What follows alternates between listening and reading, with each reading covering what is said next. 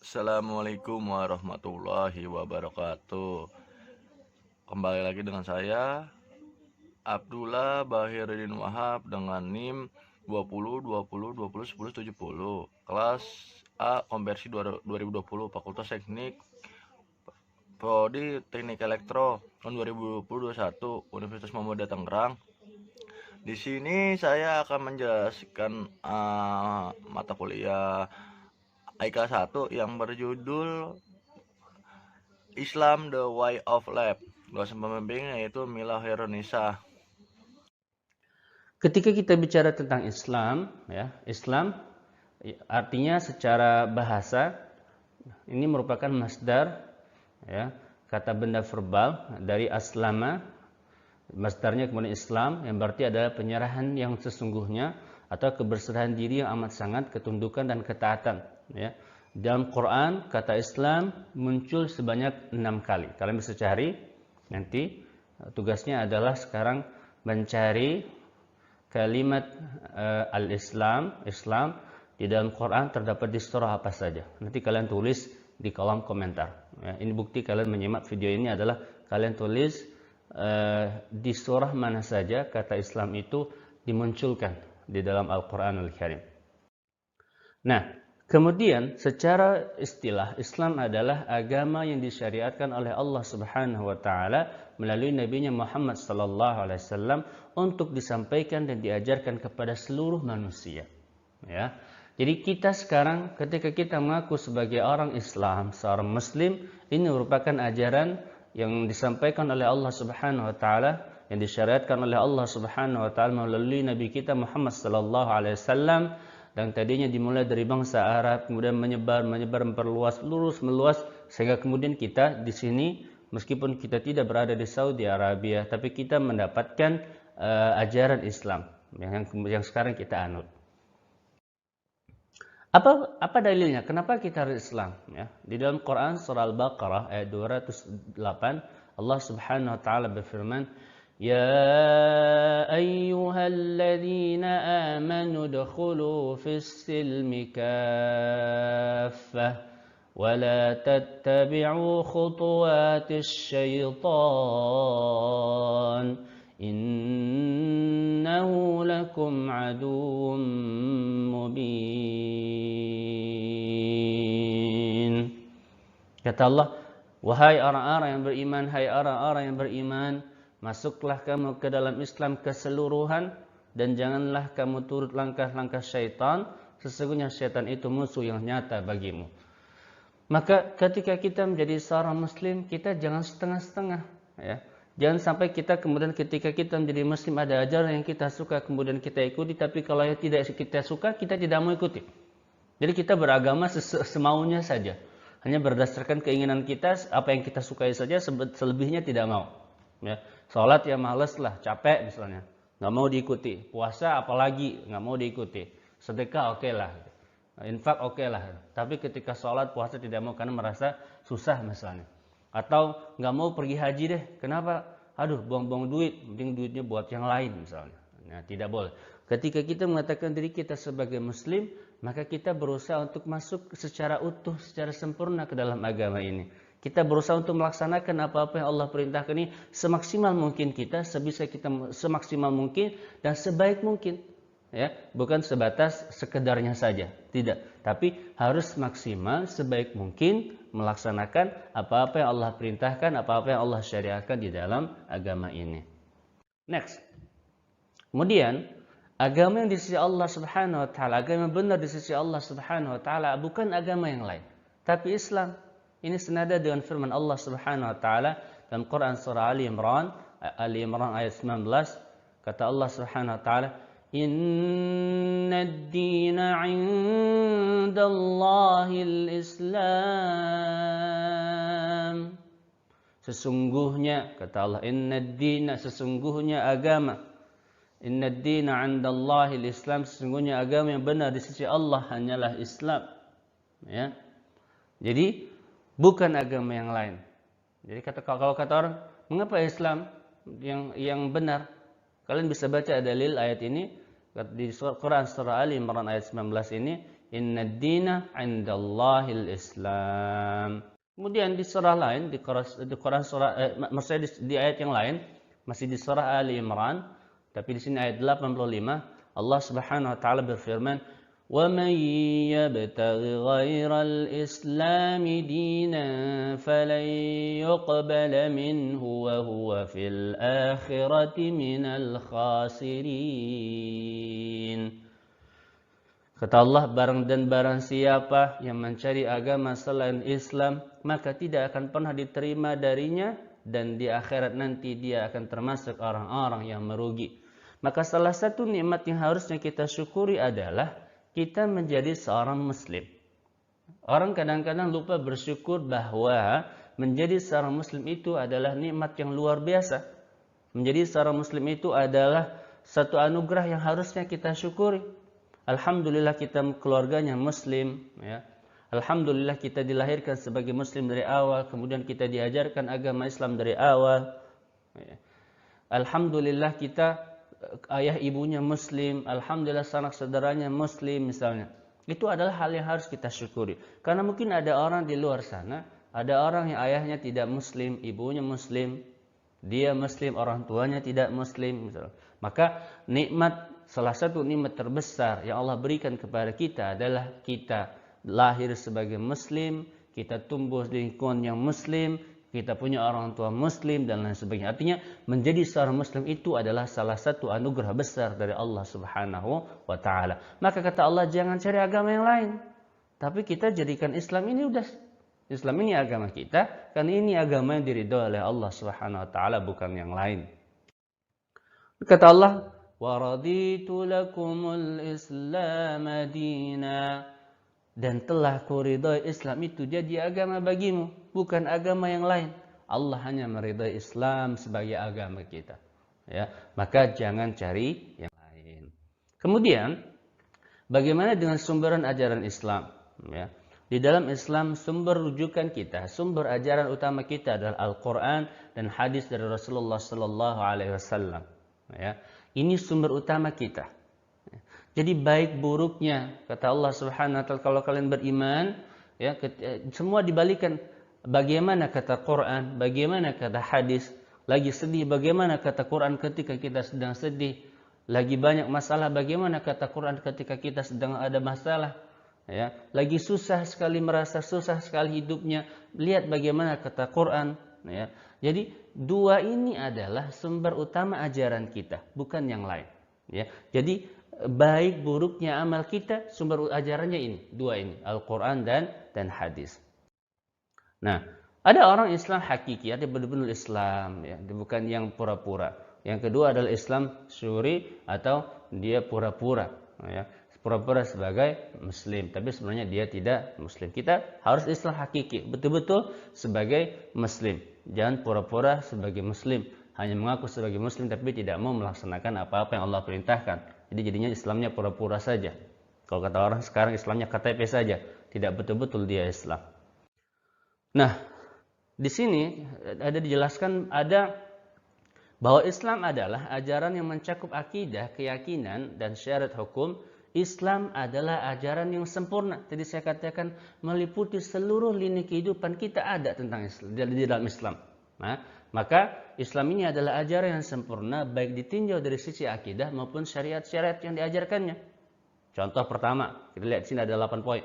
Islam memerintahkan untuk menauhidkan Allah Ta'ala dan melarang kesyirikan. Kita akan belajar di pertemuan selanjutnya tentang tauhid, tentang syirik. Artinya singkatnya adalah Islam memerintahkan kita untuk mengesahkan Allah Subhanahu wa taala dan melarang perbuatan syirik. Syirik itu menyekutukan Allah Subhanahu wa taala dengan makhluk, menyekutukan Allah Subhanahu wa taala dengan yang lain. Tidak, tapi Islam mengajarkan kita untuk menyembah Allah Subhanahu wa taala, mengesahkan Allah, mentauhidkan Allah, dan melarang kita untuk menyekutukan Allah Subhanahu wa taala. Kedua, Islam memerintahkan untuk berbuat jujur dan melarang dusta, ya. Ketiga, Islam memerintahkan untuk berbuat adil dan melarang aniaya. Jadi kita harus jadi manusia, menjadi orang yang adil. Kita tidak boleh menganiaya orang lain karena dia berbeda dengan kita, ya. Maka bersifat adil, ya. Bersikap adil baik terhadap keluarga kita, terhadap masyarakat ketika kita menjadi seorang pemimpin, Ya, kalau kita menjadi guru bersikap adil, ya, dalam mengajar, ketika kita menjadi pimpinan kampus misalnya, kita bersikap adil dengan seluruh warga kampus misalnya. Tidak boleh kemudian kita sukanya sama golongan A saja, yang A diperhatikan, yang B tidak diperhatikan, nggak boleh. Ya, keempat, Islam memerintahkan kita untuk menunaikan amanah dan melarang berkhianat. Jadi amanah, nggak boleh khianat. Kelima, Islam memerintahkan untuk menepati janji dan melarang pelanggaran janji. Ya, janji itu harus ditepati. Ya. Banyak sekali sekarang terjadi, apalagi dalam kondisi COVID-19 ini misalnya. Oke, orang-orang banyak yang pinjam uang ya sekarang ya, lama nggak ketemu, kemudian tiba-tiba WhatsApp misalnya, apa kabar mas, saya lagi butuh ini segala macam, pinjamnya baik-baik, tapi kemudian janjinya bulan depan dikembalikan, tapi tidak ada kabar, menghilang, ketika ditagih marah-marah misalnya. Ini kan bukan akhlak yang baik, ya. Atau ketika kamu berjanji bahwa saya akan datang jam sekian, jangan tepati janji, berusaha untuk menepati janji itu. Ketika tidak bisa datang, confirm bahwa saya tidak bisa datang, ada kejelasan, sehingga orang tidak buang-buang waktu menunggu kita. Ya, maka tepati janji kita. Keenam, Islam memerintahkan untuk berbakti kepada kedua orang tua dan melarang perbuatan durhaka kepada kedua orang tua. Ya, orang tua kita ini adalah dua pintu surga kita. Kita hormati, kita jaga, kita perlakukan mereka dengan baik sebagaimana perintah Allah Subhanahu wa taala untuk berlaku baik kepada mereka. Jangan berkata kasar, jangan bersikap kasar, kasihi kedua orang tua kita sebagaimana mereka mengasihi kita. Ya, taati keduanya selama mereka tidak memerintahkan kita kepada kemaksiatan. Ustadz, bagaimana kalau orang tua kita tidak saleh? Ya nggak apa-apa. Tugas kita adalah mengingatkan mereka, mengajak mereka kepada kebaikan, amar ma'ruf nahi munkar. Ya, tapi dengan cara yang baik. Bahkan ketika orang tua kita tidak menyayangi kita pun, kita tetap diperintahkan untuk berlaku baik kepada kedua orang tua kita. Ya. Tugas kita adalah berbakti kepada kedua orang tua kita, dan jangan sampai kita menjadi anak-anak yang durhaka, naudzubillah. Syukuri. Alhamdulillah kita masih punya orang tua. Di sana banyak orang yang tidak punya orang tua. Maka berbakti kepada orang tua ini adalah bagian dari perintah Allah Subhanahu wa taala yang utama, ya. Kemudian ketujuh, Islam memerintahkan kita untuk menjalin silaturahmi, ya, dengan sanak famili, dan Islam melarang perbuatan memutuskan silaturahmi, ya, silaturahim. Jadi silaturahmi ini kita jalin dalam kondisi bagaimanapun. Jangan sampai kita memutuskan silaturahmi antara satu dengan yang lainnya. Jangan sampai kemudian karena perbedaan paham kemudian kita memutuskan silaturahmi kita. Jangan sampai gara-gara beda mazhab kita kemudian memutuskan tidak mau bersilaturahmi dengan si A, si B, si C, karena mereka mazhabnya berbeda dengan kita. Kamu mazhabnya A, dia mazhabnya C, kamu tidak mau. Ya. Jalin silaturahmi sebaik mungkin. Jalin hubungan baik dengan siapa saja, dengan tetangga kita, dengan teman kantor kita, dengan teman kuliah kita. Ya. Kita jalin silaturahmi.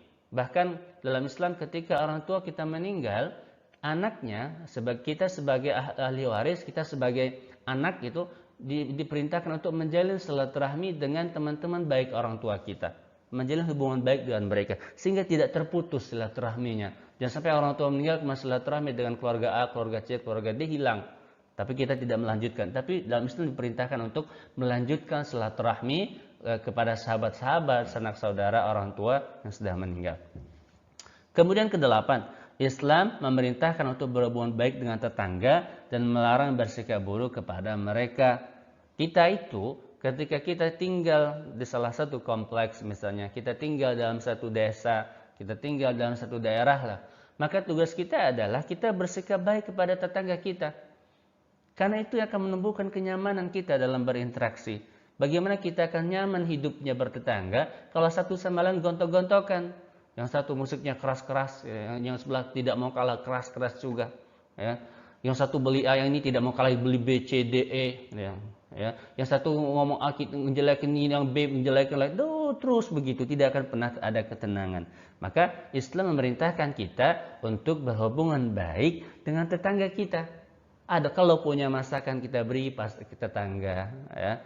Kalau ketika mereka sakit kita kunjungi. Ya, kita antar ke rumah sakit. Kalau memang tidak bisa mereka berangkat sendiri, kita bantu.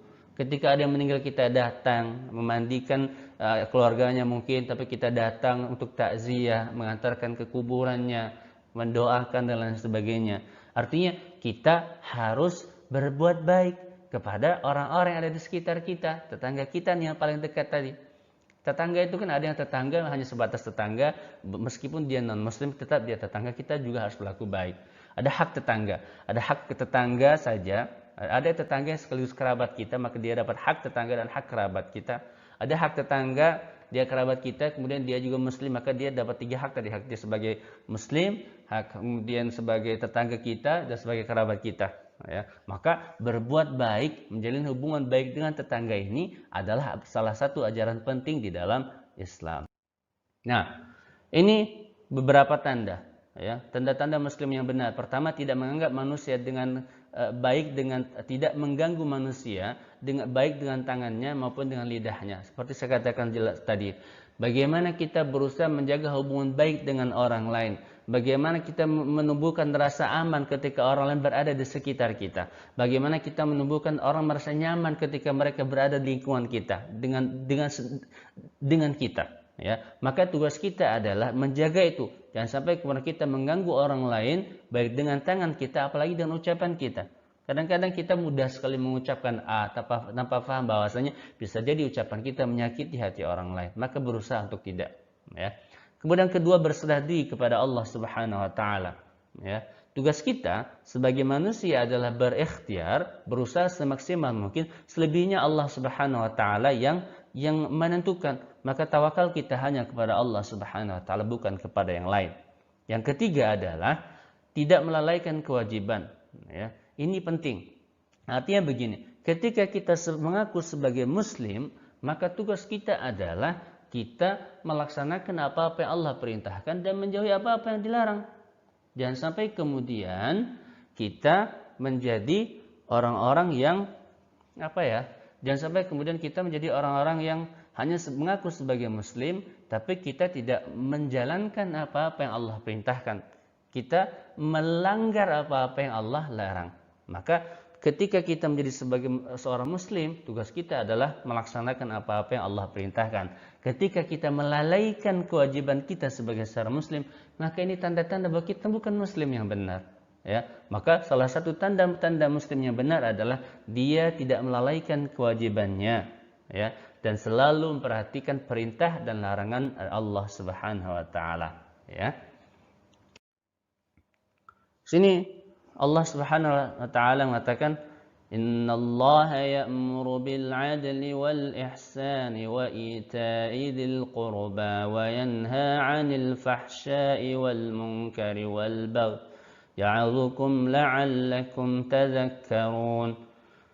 Sesungguhnya Allah memerintahkan berbuat adil, ihsan, dan memberikan nafkah kepada sanak kerabat, dan Allah melarang semua bentuk perbuatan keji dan mungkar serta tindakan melanggar batas. Allah mengingatkan kalian agar kalian mau mengambil pelajaran. Terus ini beberapa sifat khas ajaran Islam. Ya, jadi kalau kita menjadikan Islam sebagai way of life kita lihat ini beberapa sifat khas ajaran Islam. Yang pertama adalah kesederhanaan, rasionalitas dan praktis. Ya, jadi dalam Islam mengajarkan kita menjadi orang-orang hidupnya secukupnya. Ya. Jangan sampai kita hidup berlebih-lebihan. Boleh punya harta, tapi gunakan harta itu secukupnya untuk keperluan kita. Selebihnya jadikan harta itu sebagai variasi amal kebaikan kita. Ya, agama Islam itu begitu. Rasionalitasnya masuk akal, gitu ya. Bisa jadi begitu. Kadang orang bilang itu nggak masuk akal. Bukan tidak masuk akal. Kemampuan kita yang tidak sampai ke situ. Ya, kemudian praktis. Ya. Kedua, kesatuan antara materi dan rohani. Jangan sampai kemudian kita hanya sebatas fokus kita ke materi saja, tapi kemudian tidak saleh, spiritual kita kosong. Ya. Jadi kita itu harus saleh, ya. Harus jadi orang yang ketika kita misalnya begini, kita jadi ilmuwan, silakan jadi ilmuwan tapi ilmu yang saleh.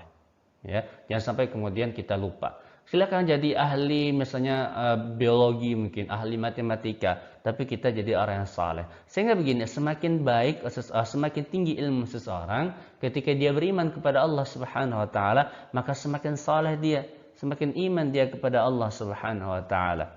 Ya. Islam memerintahkan kita untuk menjadi orang mencari dunia, silahkan. Tapi jangan lupa bahwa akhirat kita ada. Islam mengajarkan kita bahwa dunia ini adalah ladang amal kita, ya, yang kita petik nanti akan kita petik nanti di akhirat. Kalau yang kita ajarkan adalah kebaikan-kebaikan, kalau yang kita tanam adalah kebaikan-kebaikan, maka yang kita petik nanti juga akan kebaikan-kebaikan. Kita nggak boleh fokus dunia saja, nggak boleh juga fokus akhirat saja sampai lupa kewajiban-kewajiban kita di dunia. Ya.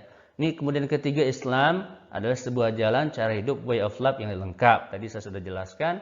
Kemudian keseimbangan antara individualisme dan kolektivisme, ya, artinya imbang ajaran kita, baik untuk pribadi kita maupun untuk yang kehidupan bermasyarakat. Islam mengatur semua itu. Bagaimana kita pribadi seorang muslim yang baik, bagaimana sosial kehidupan seorang muslim yang baik, ya. Ada aturan-aturannya di dalam Islam, ya. Kemudian yang terakhir adalah universalitas dan humanitas, ya.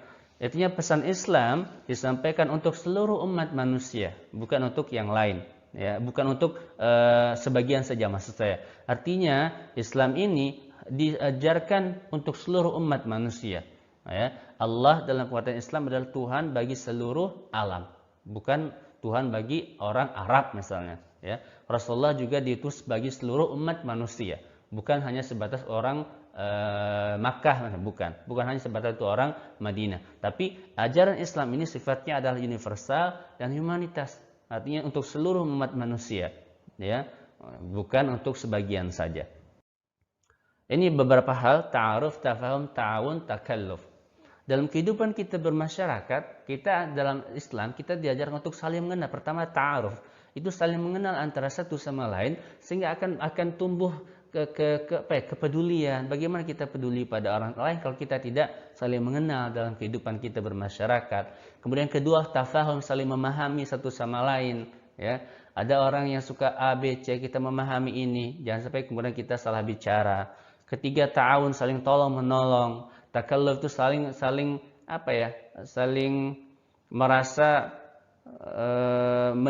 menanggung. Jadi ketika ada temannya, saudaranya, orang-orang di sekitar dalam musibah, dia merasa itu adalah bagian dari dirinya. Jadi dia untuk membantu, merasakan bahwa mereka dalam kondisi kesedih, dia melakukan sesuatu untuk membantu mereka. Ya, jangan sampai kemudian dia bilang, oh sudah, biarin aja, malas gue bantu dia. Jangan. Tapi Islam mengajarkan kita untuk saling mengenal, saling memahami, saling membantu, bekerja sama, dan saling menanggung. Nah, ketika seseorang sudah menjadikan Islam sebagai way of life, mereka menjadikan Islam sebagai panduan hidupnya, mereka akan memiliki pertama adalah keyakinan yang benar, ya, keyakinan yang benar, akidahnya benar, ya.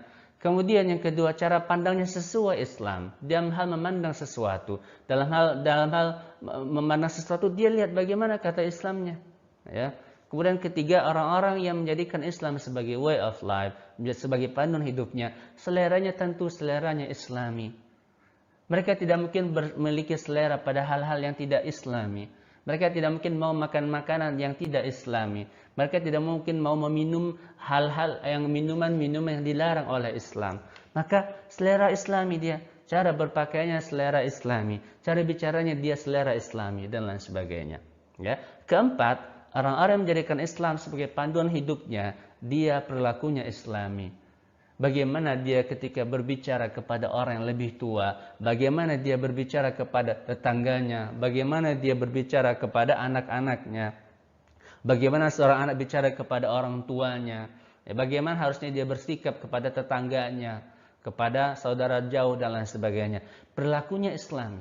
Jadi ketika seseorang atau mereka menjadikan Islam sebagai panduan hidupnya, dia akan muncul empat ini. Dia akan memiliki keyakinan yang benar, dia akan memiliki cara pandang yang sesuai dengan Islam, dia akan memiliki selera yang Islami, dia juga akan memiliki perilaku yang Islami. Masya Allah, ya. Maka ketika ini ada, akan terwujud kondisi yang luar biasa kondusif. Orang-orang saling memahami, orang-orang saling mengenal, orang-orang saling membantu satu sama lain, orang-orang saling menanggung apapun, ya, musibah dan sebagainya, saling bantu dan sebagainya. Luar biasa Islam. Maka di sini saya tulis, sesungguhnya seorang muslim sejati memiliki keyakinan yang tinggi bahwa tidak ada kebahagiaan ataupun ketenangan bagi umat manusia. Tidak juga berkah dan kesucian yang selaras dengan hukum alam dan fitrah kehidupan, kecuali bila manusia mau kembali kepada Allah dengan mengkaji dan mengaplikasikan ajaran yang ada di kitabnya, yaitu Al-Quranul Karim, yang merupakan pedoman bagi kehidupan manusia. Jadi kalau ditanya orang apa itu kebahagiaan? Bahagia adalah ketika kita kembali kepada Allah Subhanahu wa taala, ketika kita hidup di bawah naungan Allah Subhanahu wa taala, ini mengikuti apa-apa yang Allah perintahkan dan menjauhi apa-apa yang larang. Itu adalah wujud kebahagiaan kita. Ya, jadi kita tidak mungkin mendapatkan kebahagiaan, tidak akan dapat ketenangan hidup kalau kita jauh dari Allah Subhanahu wa taala. Kita harusnya semakin dekat kepada Allah Subhanahu wa taala, maka semakin kita merasa tenang hidupnya, semakin bahagia hidupnya, semakin terarah hidupnya dengan Islam. Terima kasih. Ini terakhir pesan saya adalah asyhadu bi anna muslimun. Saksikanlah bahwa sesungguhnya kami adalah seorang muslim, kami adalah muslim. Mengapa saya katakan begitu? Kita itu adalah dimanapun kita berada, kita harus paham bahwa kita adalah seorang muslim, sehingga orang melihat kita sebagai seorang muslim. Oh, muslim itu mereka adalah orang-orang yang baik kerjanya, mereka adalah orang-orang yang baik tutur katanya, mereka adalah akhlaknya baik, bukan mereka yang lain, ya, yang tidak baik dan lain sebagainya. Maka tugas kita adalah menjadi seorang muslim dimanapun kita berada, dan kita ini sebagai dimanapun kita berada, orang akan lihat. Saya tidak tahu, mungkin 10 tahun, 15 tahun yang akan datang kamu berada mungkin lagi S2 atau S3 mungkin di luar negeri misalnya. Orang akan melihat, oh ternyata muslim itu mereka kompeten, muslim itu mereka orang yang tepat janji, mereka itu orang yang mau kerjaannya tuh ulet misalnya, ya. Di situ diajarkan dalam Islam. Maka dimanapun kita berada, ya syahadu bi anna muslimun, saksikanlah bahwa sesungguhnya kita adalah seorang muslim, sehingga kita menjadi dai, ya, sehingga kita bisa menjadi contoh buat orang lain, ya. Terima kasih, semoga bermanfaat. Kita ketemu lagi pertemuan selanjutnya insyaallah. Belajar, jangan lupa tugasnya tadi saya minta untuk mencari kata Islam di dalam Al-Quran terdapat di surah apa saja. Silakan tulis di komentar. Terima kasih. Assalamualaikum warahmatullahi wabarakatuh.